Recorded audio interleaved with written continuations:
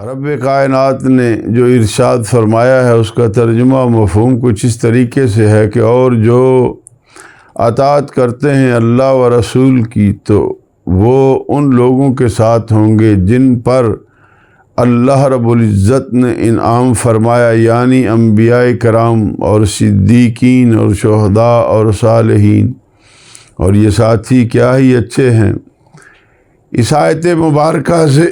دو امور ثابت ہوتے ہیں۔ ایک یہ کہ جو لوگ اللہ تعالیٰ اور اس کے رسول صلی اللہ تعالیٰ علیہ وآلہ وسلم کے مطیع و فرما بردار ہیں، ان کو نبیوں، صدیقوں، شہیدوں اور صالحین کی رفاقت و معیت حاصل ہوتی ہے۔ دوسرا یہ کہ نبوت، صدیقیت، شہادت اور صالحیت اللہ تعالیٰ کے انعامات ہیں۔ میرے نبی کریم علیہ السلام کے پیارو، حضور سید عالم صلی اللہ تعالیٰ علیہ وآلہ وسلم کی ذات اقدس میں ہر وہ انعام اور ہر وہ کمال جو کسی بھی مخلوق کو عطا ہوا بدرجہ اتم موجود تھا۔ ہر رتبہ کے بعد در امکان بروست ختم، ہر نعمت کے داشت خدا شد برو تمام، بلکہ جس کو کوئی انعام و کمال ملا آپ ہی کی بدولت ملا۔ تمام انبیاء، صدیقین، شہداء اور اولیاء میں جس قدر بھی جمال و کمال ہے وہ ذل و عکس ہے جمال و کمال محمدی صلی اللہ تعالیٰ علیہ وآلہ وصحبہ وسلم کا ہے۔ آنچ خوباں ہما دارن تو تنہا داری، کیونکہ آپ صلی اللہ تعالیٰ علیہ وآلہ وسلم اصل کائنات ہیں۔ آپ کی ذات کائنات کے ہر فرد کے لیے تمام فیض و برکات کا ذریعہ اور وسیلہ ہیں۔ جس طرح جڑ پورے درخت کی تازگی اور پھلوں کے جمال و کمال کا باعث ہوتی ہے، اسی طرح آپ کی ذات تمام عالمین کے لیے ہر قسم کے انعام و کمالات کا باعث ہے۔ تو اصل وجودی آمدی از نخست، دیگر ہر چے موجود شد فرا تست۔ شہادت کی قسمیں میرے پیارے بھائیوں، آؤ ہم آج چونکہ محرم الحرام اور پھر وہ ایام مقدسہ جس میں میرے آقا کریم علیہ السلام کی آل اطہار اور ان کے رفقا کی شہادتیں ہوئیں، وہ شہادتیں جن کو جتنا بھی خراج عقیدت، خراج تحسین پیش کیا جائے وہ کم ہے۔ کائنات کی ہر ہستی اللہ اور اس کے رسول کے بعد ان شہزادوں کو، جن شہزادوں کو میرے آقا کریم علیہ السلام اپنے کاندھوں پہ سوار فرماتے رہے، کبھی میرے آقا کریم علیہ السلام ان شہزادوں کو اپنی زبان مبارک چساتے رہے، کبھی ان شہزادوں کو میرے آقا کریم علیہ السلام اپنے بطن مبارک پہ چڑھاتے رہے، اور کبھی میرے نبی کریم علیہ السلام اپنی نماز کے سجدوں پہ اگر وہ شہزادے میرے آقا کریم علیہ السلام کی کمر اطہر پہ آ جاتے تو میرے نبی کریم علیہ السلام ان کے لیے سجدوں کو طویل فرما دیتے، اور کبھی میرے نبی کریم علیہ السلام کہ وہی شہزادے ننھے منی عمر کے اندر جب وہ شہزادے لڑکھڑاتی ہوئی وہ جسمانی طاقت کے ساتھ مسجد نبوی شریف میں تشریف لاتے اور میرے آقا کریم علیہ السلام جمعۃ المبارک کا خطبہ فرما رہے ہوتے تو میرے نبی کریم علیہ السلام کے پیارو، عشاء کے مصطفیٰ، عشاء کے اہل بیت، عشاء کے اصحابہ اکبار اور اولیاء کرام کے غلاموں، میرے پیارے بھائیوں، بات غور سے سنو، تو جب وہ شہزادے جن کو میرے نبی کریم علیہ الصلوۃ والسلام نے ارشاد فرمایا کہ حسن اور حسین یہ دونوں میرے شہزادے جو ہیں یہ جنت کے نوجوانوں کے سردار ہیں، تو جب وہ میرے نبی کریم علیہ الصلوۃ والسلام کی زیارت کے لیے مسجد نبوی شریف میں تشریف لاتے تو آقا کریم علیہ الصلوۃ والسلام کا پیار ان سے اس قدر انتہا پہ تھا کہ میرے نبی کریم علیہ الصلوۃ والسلام جمعۃ المبارک کا خطبہ چھوڑتے، اپنے ممبر مبارک سے نیچے اترتے، پھر دونوں شہزادوں کو اٹھا لیتے میرے پیارے بھائی، اور پھر میرے نبی دعا فرماتے، اے میرے رب میں ان سے پیار کرتا ہوں، اے رب کریم تو بھی ان سے پیار فرما، اور جو ان سے پیار کرے میرے مالک تو ان سے بھی پیار فرما۔ تو بات ہے شہادت جو ہے اس کی دو قسمیں ہیں، ایک شہادت سری اور ایک شہادت جہری ہے میرے پیارے بھائیوں، ایک علانیہ ہے اور ایک پوشیدہ ہے۔ شہادت جہری یہ ہے کہ ایک مسلمان اللہ کی راہ میں علی کلمت اللہ کے لیے اللہ تعالیٰ اور اس کے رسول صلی اللہ تعالیٰ علیہ وآلہ وسلم کے دشمنوں سے لڑتا ہوا اور طرح طرح کی تکلیفیں اور مصیبتیں برداشت کرتا ہوا علانیہ جان دے دے یا مظلومانہ طور پر قتل ہو جائے، اور شہادت سری یہ ہے کہ کسی کے زہر دینے سے یا طاعون کی وبا سے یا اچانک کسی حادثہ کا شکار ہو جائے، مثلا کوئی عمارت گر جائے اور یہ نیچے آ کر دب جائے، یا کہیں آگ لگ جائے اور یہ جل جائے، یا تیرتا ہوا اور نہاتا ہوا، یا سیلاب کی وجہ سے ڈوب جائے، یا طلب علم دین، یا سفر حج، یا پیٹ اور سل اور دق کی مرض میں انتقال کر جائے، اور عورت حالت نفاس میں مر جائے، تو میرے پیارے بھائی اسے شہادت سری کہتے ہیں۔ شہید جو ہے میرے پیارے بھائیوں، شہید بروزن فاعل بمعنی فاعل ہے، اور شہید وہ شخص ہے جو اللہ تعالیٰ کے دین کی صحت و صداقت کی کبھی تو دلیل و برہان اور قوت بیان سے، اور کبھی شمشیر و سنان سے شہادت دے، اور اللہ کی راہ میں قتل ہونے والے کو بھی اسی مناسبت سے شہید کہا جاتا ہے کہ وہ اپنی جان قربان کر کے اللہ کے دین کی حقانیت کی شہادت دیتا ہے۔ اس معنی کے مطابق تسلیم کرنا پڑے گا کہ شہادت کا انعام و کمال حضور سید عالم صلی اللہ تعالیٰ علیہ وآلہ وسلم کی ذات مبارک میں بدرجہ اتم موجود تھا، اس لیے کہ اللہ تعالیٰ کے دین کی حقانیت کی جس طرح آپ نے بے شمار دلائل و براہین اور روشن بیانات و معجزات کے ساتھ شہادت دی ہے، اور کسی نے نہیں دی۔ کون نہیں جانتا کہ اسی دین حق کی صداقت کی شہادت کے سلسلے میں ہی آپ نے مکہ مکرمہ میں مسلسل 13 سال تک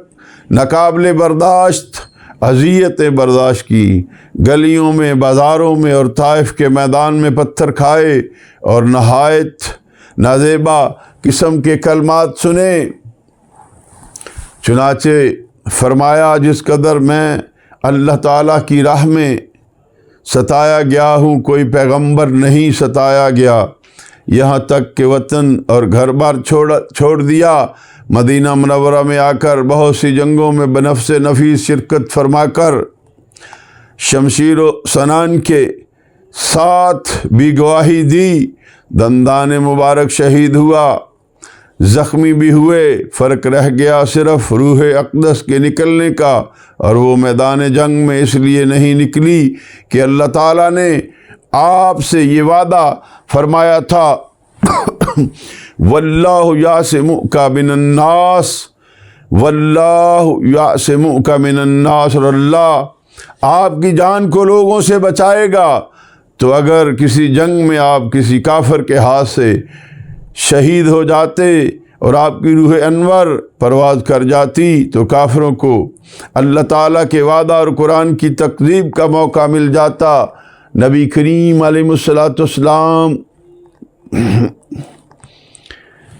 کہ خدا نے تو لوگوں سے ان کی جان بچانے کا وعدہ کیا تھا، تو پھر اس نے کیوں نہیں بچائی؟ ہم نے تو فلاں جنگ میں ان کا کام تمام کر دیا۔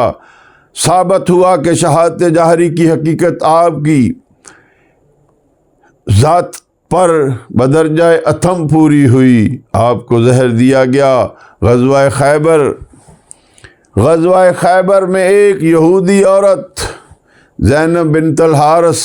نے بکری کا بنا ہوا زہر آلود گوشت حضور صلی اللہ تعالیٰ علیہ وآلہ وسلم کی خدمت میں ہدیۃً بھیجا۔ آپ نے اس گوشت میں سے کچھ کھا لیا تو اس بھنے ہوئے گوشت نے آپ کو خبر دی کہ میں زہر آلود ہوں۔ آپ نے اسی وقت ہاتھ اٹھا لیا۔ آپ کے ساتھ آپ کے صحابی حضرت بشر بن برا نے بھی کھایا تھا، جو اسی وقت اس کے اثر سے شہید ہو گئے۔ آپ نے اس یہودیہ کو بلایا، پوچھا کہ تجھے اس حرکت پر کس چیز نے اکسایا؟ اس نے کہا، میں نے چاہا کہ میں بطور امتحان معلوم کروں کہ آپ نبی ہیں یا بادشاہ۔ اگر آپ نبی ہوں گے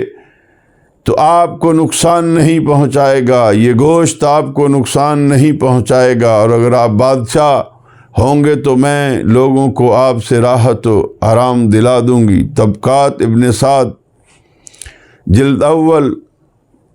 صفحہ 172 کے اندر یہ بات موجود ہے۔